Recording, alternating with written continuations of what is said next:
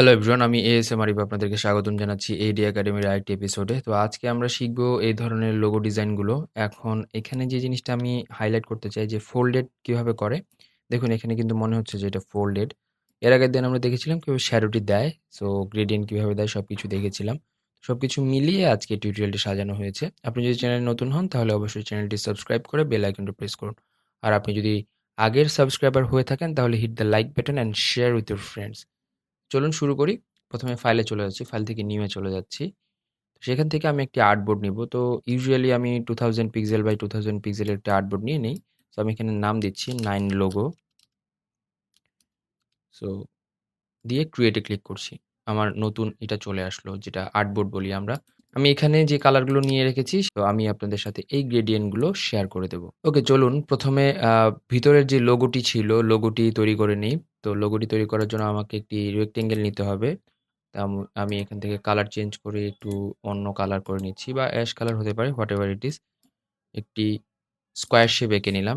তো আমি শিফট এবং অপশন প্রেস করে স্কোয়ার শেপটি আঁকলাম যাতে করে সিমেট্রিক্যাল হয় এবং এটি মাঝ বরাবর করার জন্য এখানে দেখবেন অ্যালাইন টু আর্টবোর্ড যাতে করা থাকে এবং ঠিক মাঝ বরাবর বসিয়ে নেবেন। এখন শিফট প্রেস করে এটাকে রোটেট করবেন। দেখেন ডাবল অ্যারো কি যেটা দেখাচ্ছে সেটা হচ্ছে রোটেশনের চিহ্ন। রোটেট করে এরকম করে নেবেন। তারপরে যেটা করতে হবে যে এই যে কর্নার রাউন্ড করার জন্য ডটগুলো এগুলো যদি আপনারটায় না আসে, আপনি যদি ক্রিয়েটিভ ক্লাউড ভার্সনের ইউজার হন তাহলে দেখে নেবেন ভিউতে গিয়ে এখানে শো কর্নার ওয়েজেস বা হাইড কর্নার ওয়েজেস যাতে অন থাকে। তাহলে কি হবে এই ডটগুলো চলে আসবে। আমি হাইড কর্নার করে দিলে দেখুন ডটগুলো চলে যাচ্ছে। তাহলে যেটা করতে হবে সেটা হচ্ছে আমাকে শো কর্নার ওয়েজেস করে দিতে হবে। তাহলে ডটগুলো চলে আসলো। আপনি যদি CS6 এর ইউজার হন সেই ক্ষেত্রে আপনাকে ইফেক্টস এ যেতে হবে। তারপর স্টাইলাইজ এ গিয়ে দেন রাউন্ড কর্নারস করতে হবে। এখানে কতটুকু কর্নার রাউন্ড করতে চান সেটুকু করতে পারবেন। তো এই হচ্ছে ব্যাপার। এখানে সিলেক্ট করার পরে আমি শিফট প্রেস করে এই ডটগুলোকে সিলেক্ট করছি। যাতে করে শুধুমাত্র ওই কর্নারগুলোই বা ওই ডটগুলোই আমি রাউন্ড করতে পারি। তাহলে আমি রাউন্ড করে দিলাম। এখন রাউন্ড করার পর আমাকে যে কাজটা করতে হবে যে তার আগে আমাকে আরেকটা কপি করে নিতে হবে। যেটা কিনা আমার সার্কেল হবে। সো আমি কন্ট্রোল সি কন্ট্রোল এফ তার মানে আমি এটাকে একটা কালার দিয়ে নেই আলাদা করে তাহলে আপনারা ডিফাইন করতে পারবেন। এটাকে আমি ফুল রাউন্ড করলাম। আর নিচে আরেকটা যেটা ছিল সেটাকে আমি হচ্ছে শুধুমাত্র কর্নারগুলো রাউন্ড করলাম। এটার কারণ আছে আমি কেটে নিব যখন তখন এটার কারণটা বুঝতে পারবেন। সো আমার ২ টা এখানে জিনিস বা ২ টা সাবজেক্ট বা অবজেক্ট এখানে বুঝতে পারছেন। তো এখন আমি লাইন সেগমেন্ট টুল দিয়ে জাস্ট মাঝ বরাবর কেটে নিলাম। এখানে এটা মাঝ বরাবর হয়েছে কিনা এটার জন্য অ্যালাইনমেন্ট একটু চেক করে নেবেন। তো এটা হয়ে গেলে সবগুলো সিলেক্ট করছি। শিফট এম মানে শেপ বিল্ডার্স টুল প্রেস করছি। তারপরে আমার অল্টার বা অপশন প্রেস করে যে অংশটা মাইনাস করতে চাই সেই অংশটা আমি মাইনাস করে দিলাম। তো দেখুন মাইনাস হয়ে গেল। এখন বাকি অংশটুকু কোনো কিছু প্রেস না করে এটাকে একসাথে জোড়া লাগিয়ে দিলাম। এখন এটাকে একটা কালার দিতে হবে যেহেতু এখানে কালারটা দেয়া নেই এবং এখান থেকে আমি ধরুন যে অ্যাশ কালারটি চুজ করলাম। ওকে। এখন সেইম জিনিস হচ্ছে যে আপনার বানাতে হবে।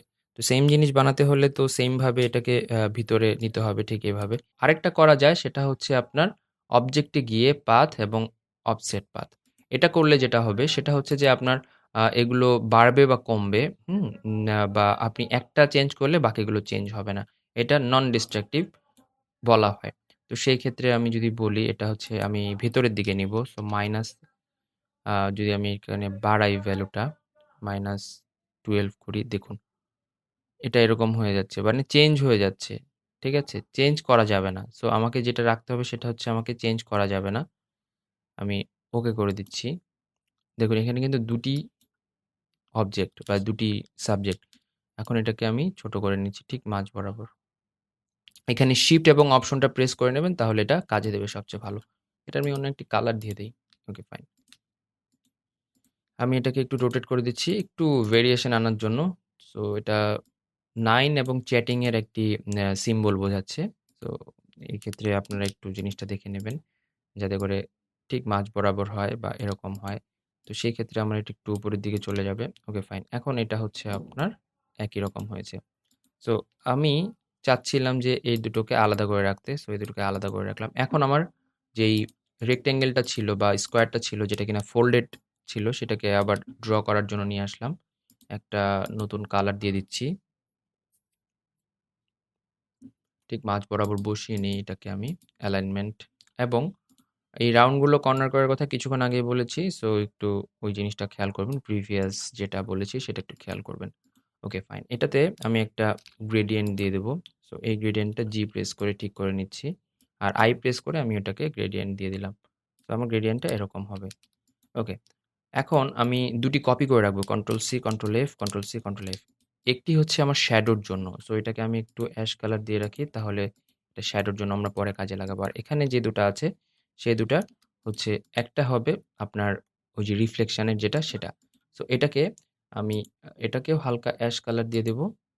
ওকে, এটাকে আমি সবার পিছনের লেয়ারে পাঠাচ্ছি। এখন এই অংশটুকু আমি কেটে এটাকে ফোল্ডেড করে ফেলবো। সো কাটবো কি দিয়ে? লাইন সেগমেন্ট টুল দিয়ে কাটছি। শিফট প্রেস করে ধরে রাখবেন তাহলে 45 ডিগ্রিতে কাটতে পারবেন।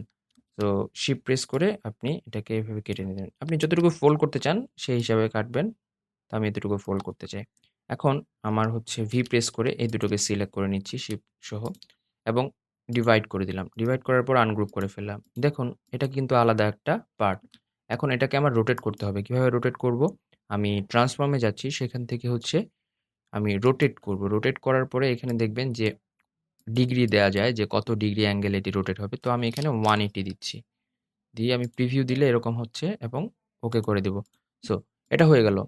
এখন আ এই যে 180 তে রোটেট হলো, এটা কিন্তু পেছনের লেয়ারে চলে গেছে। সো এটাকে আপনার একটু সামনের লেয়ারে নিয়ে আসবে। এটা অ্যারেঞ্জমেন্ট করে নিতে হবে।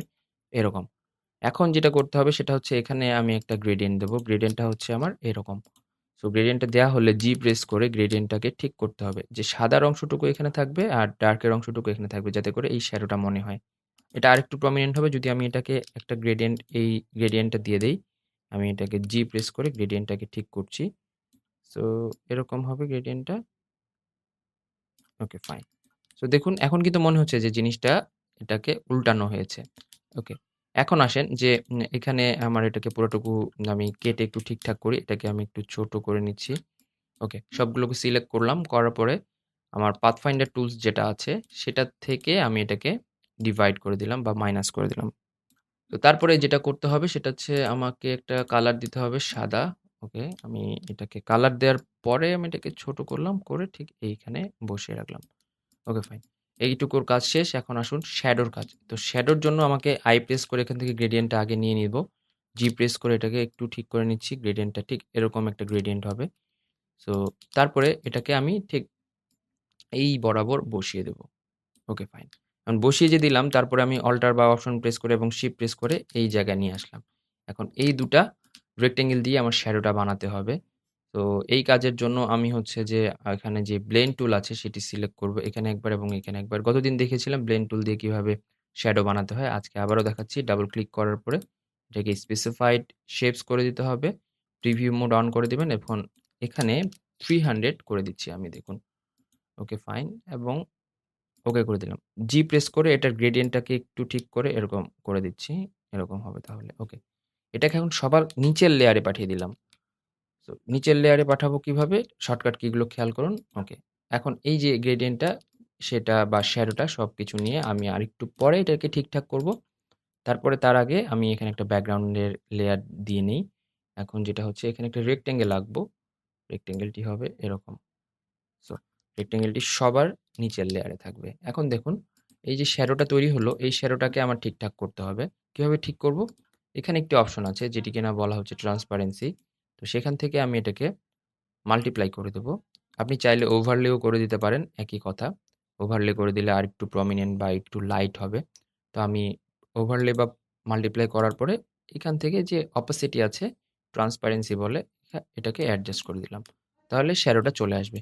আর মাল্টিপ্লাই করলে দেখি কি অবস্থা হয়। Okay fine. এখান থেকে আমি একটু ঠিক করে দিচ্ছি। হ্যাঁ। তাহলে যেটা হলো যে আপনার কিন্তু শ্যাডো তৈরি হলো, এখানে ফোল্ডেড একটা অপশন আসলো, সবকিছু ঠিক হলো।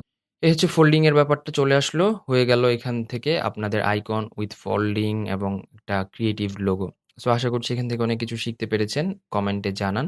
আর সবার সুস্থতা কামনা করে আজকের মতো আমি এএসএম আরিফ এডি একাডেমি থেকে বিদায় নিচ্ছি। আল্লাহ হাফেজ।